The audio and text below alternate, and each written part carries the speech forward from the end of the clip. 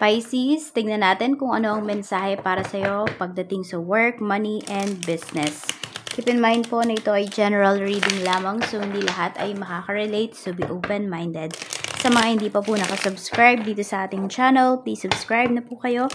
And pa-like na din po ng ating video, at sa mga nais pong mag-avail ng ating private readings, ng ating Evil Eye Amulet Necklace at ng ating Tears Bracelet, makikita nyo po yung link sa description box. Tarot Intentions by Aliana Ruiz. Pwede nyo pong panoorin yung inyong Moon, Rising, and Venus sign if interested pa po kayo sa iba pang mga readings para sa inyo, o kaya naman kung hindi kayo naka-resonate dito, pwedeng sa ibang sign ninyo kayo maka-resonate.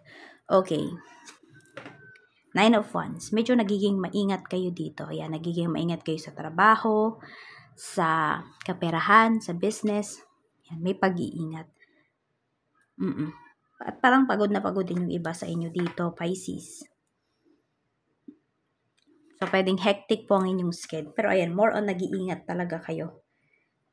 Kasi pwede may mga traitor dito sa paligid mo. Or nag-iingat kayo kasi ayaw nyong matalo. No? Parang ayaw nyong magpalamang. May ganyan din namang energy. So, tingnan natin pagdating naman sa work. Kamusta po ang energy, sitwasyon, issue. Meron tayo ditong fate. We have key.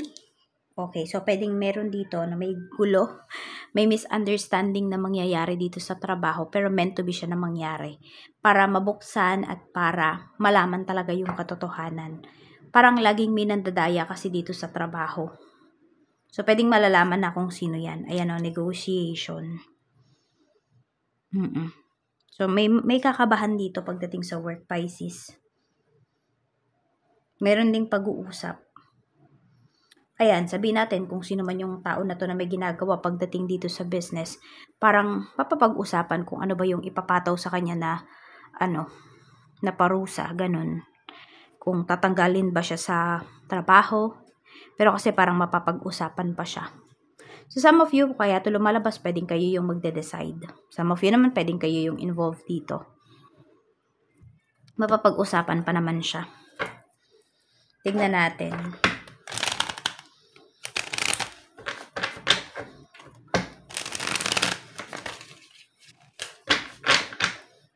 Pagdating naman sa kaperahan, ano po ang mensahe, Spirit Guide? We have the Hermit.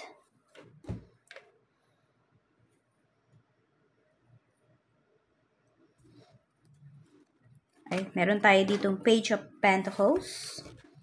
Yan, pagdating po yan sa kaperahan. Okay. So, meron kayong iniingatan talaga dito. Tapos, meron pa kayong isang iniingatan. Meron dito parang bago nyo palang na pinagkakakitaan. So, ayaw niyang malaman ng ibang tao. Pinoprotektahan. Meron ka dito. Pagdating sa kaperahan mo. Pwedeng ito, some of you, ang pinoprotektahan nyo na lang ngayon, Pisces, is maliit na halaga. No? Pwedeng before, kasi tulong kayo ng tulong, bigay kayo ng bigay. Nung konti na yung pera ninyo, na-realize nyo na, dapat pala iningatan mo yung pera mo. So, may mga regrets ka dito pagdating sa finances mo. Kaya ngayon, ayan, kahit how much na lang yung pera na to, or kung magkano man yung pera na to, iniingatan nyo na po talaga. Ayan, Page of Wands. Parang sarili mo naman yung kailangan mong intindihin talaga ngayon. We have Knight of Swords. At kung may mga opportunities man dito na ikaw ay kikita, pwedeng kinagrab mo na talaga yan. So, iba po sa inyo, hindi na kayo nagiging mapili ngayon pagdating sa trabaho. Kasi, mas isip na yung pinapagana ninyo, hindi na emosyon, hindi na pride. Check natin pagdating naman sa business. Pero maganda naman po yung kaperahan nyo ngayon. Or sabihin natin, mas gaganda pa yan. Kaya tuloy-tuloy nyo lang po yung ginagawa ninyong pag-iingat sa inyong pera. Yes, yung iba sa inyo nagtatago kayo dito ng pera. Okay lang yan. Para naman yan sa sarili ninyo at para sa future ninyo. Sa business naman, we have 9 of Cups. Marami naman po sa inyo. Ayan, happy kayo sa business. Tignan natin. Ano yung issue, sitwasyon pagdating sa business? Kontento kayo dito. Actually, nafe-feel ko nga dito yung iba po sa inyo. Kung business or kung sabi natin kung may work or business, mas masaya po yung mga may business ngayon. Parang mas less stress. Yan, we have disease. We have desert island. Tignan natin. Ayan, ingat kayo baka may na-contaminate dito na ano nyo, na product. So, ibalik nyo po yan kaagad sa inyong supplier. We have country. Okay. Meron dito. Hindi ko alam kung ano ba, kayo yung pioneer pagdating dyan sa isang business na yan. Dyan sa lugar ninyo. Or for some of you, pwedeng kayo yung kauna-unahan dito sa country. So, parang hindi pa siya ganun kasikat. No, yung business ninyo. Yan. Sabihin natin, dyan na lang siguro sa lugar ninyo, sa community ninyo. Kayo yung nauna dyan sa product na yan. So, di pa siya masyadong kilala.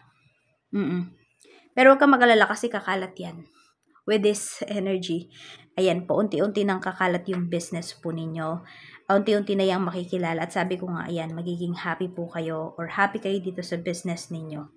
Ano lang talaga, nakikita ko lang dito sa business mo, is siya, parang one step at a time talaga. Unti-unti lang po yung pag-angat ninyo. Pero kapag talagang nakuha nyo na yung peak niyan, no?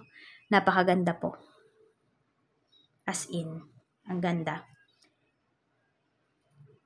Halos lahat ng ninyo ng ng inyo pong luho, mabibigay talaga sa inyo ng business ninyo. Pero wag lang kayo syempre magpakalunod, no, pag naabot nyo na yung peak na yan or yung success na yan. Kasi pwede rin bawiin yan sa inyo. Kaya, ayan, kung ano yung pagtitipid na ginagawa ninyo ngayon, na wala pa kayo masyadong pera, ganun din po sana yung pagtitipid na gawin ninyo kapag nag-full blow na yung inyong business. Tapos meron din dito. Kasi may country tayo dito I don't know kung meron ba, baka may asawa ko yung foreigner, ganyan. So, pwedeng madala mo din, no, sa ibang bansa, yung business po ninyo. Or pwede nga dito, yung iba naman sa inyo, hindi about sa asawa na foreigner, kung hindi. Pwede po na makapag ibang bansa kayo because of your business. Ganun siya kaganda. Ganun kaganda yung kikitain ninyo dito sa business ninyo. Kaya wag po kayong susuko basta-basta. Ito po yung inyong lucky numbers, 48, 17, 47, 1, 36, and number 9. Tignan pa po natin ano pa yung mensahe for you.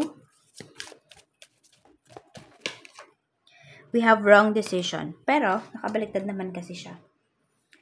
Sabi nga dito, reckless behavior can lead to bad consequences.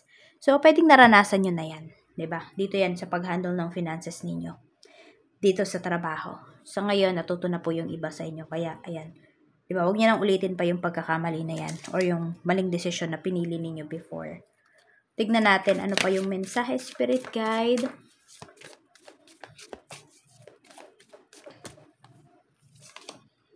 Responsibility.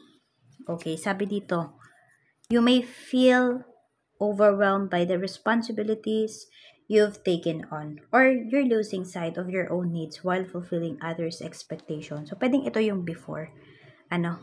Sobra ka naging responsable kahit hindi mo naman dapat responsibilidad. Obligasyon yung mga bagay na yon. So, sabi ko nga, natuto na kasi kayo dito. At sana nga talaga natuto na kayo, Pisces, no? Kasi mahirap tumanda na wala kayong pera. That's reality. Kaya kung malakas pa kayo ngayon, matanda na kayo pero nagtatrabaho pa rin kayo, ipon kayo ng ipon.